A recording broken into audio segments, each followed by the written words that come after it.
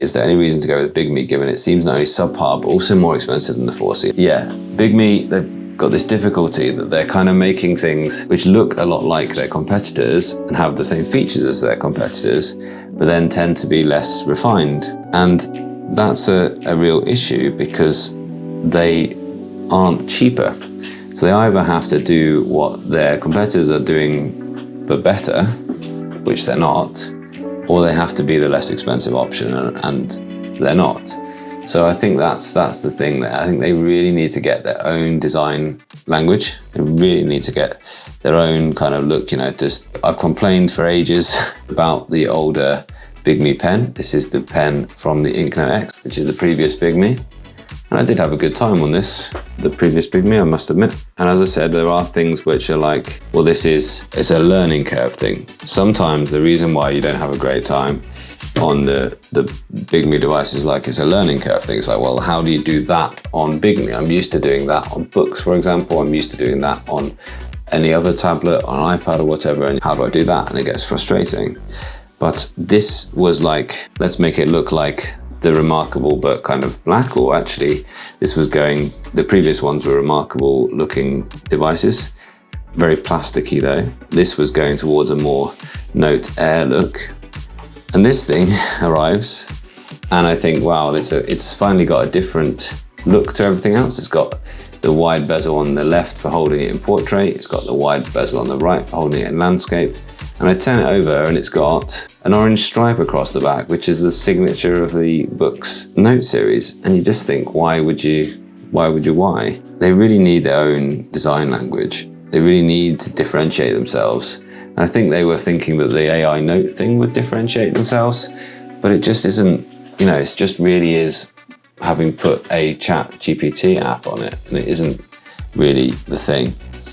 So yeah, I don't disagree. It's more expensive and yeah, not as refined. Have you heard from Bigme about future updates fixing those bugs?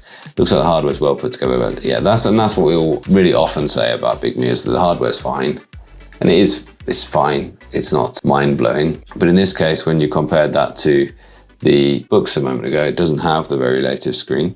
It does seem to be a bit of an improvement on this screen. If I go into my notes here, I can get exactly the same file up. Just there it is. Here's one of the top ones. But you can see here, and I drew that on this device, but it looks better over here on the newer device. It's not just the front lighting, which are roughly in the same positions, but the screen looks whiter and brighter, but not quite as good as the Boox one looks. They've changed things, the wrong things to change. Like, I don't think anyone was complaining about the cases, but they changed the case. I don't think anyone was complaining that actually having this case wrap right around the device was not a lot wrong with that. But no, the case they've changed to, yeah, sure, it's thinner, it's a bit sleeker, but they've added this annoying magnetic detachable strap thing. And that allows it to sit up in a position so you can type in it landscape or use it landscape. But if you wanted to type in it landscape, you'd probably buy the keyboard case, which I will,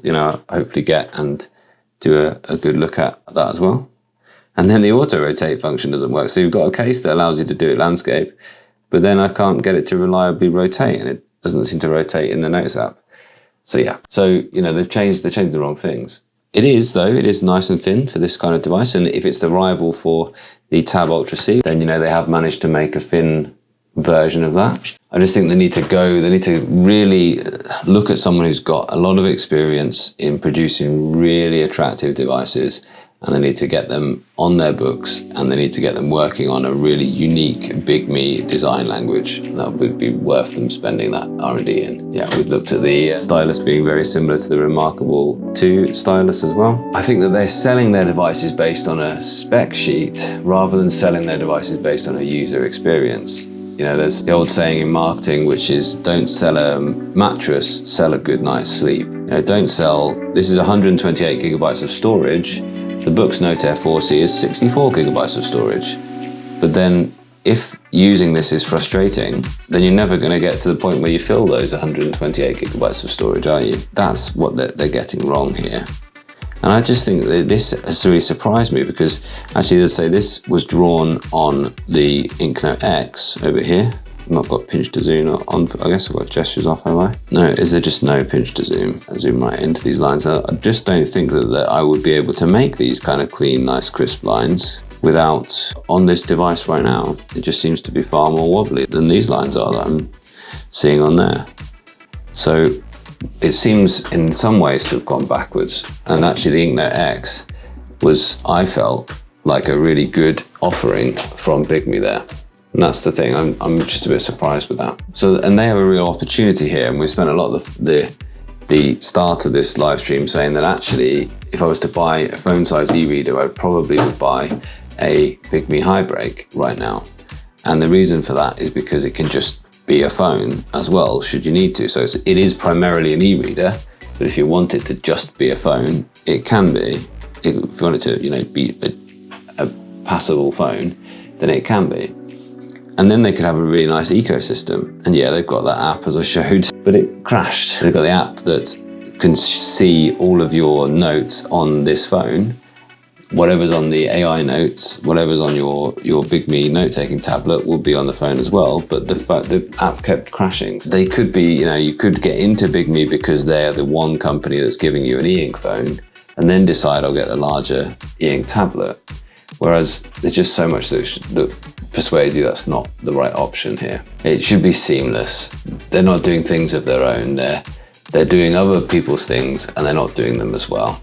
So there we are. Those are the thoughts that I have about the direction that Bigme are going right now. I'm finding it hard to find reasons to recommend Bigme above anybody for any reason.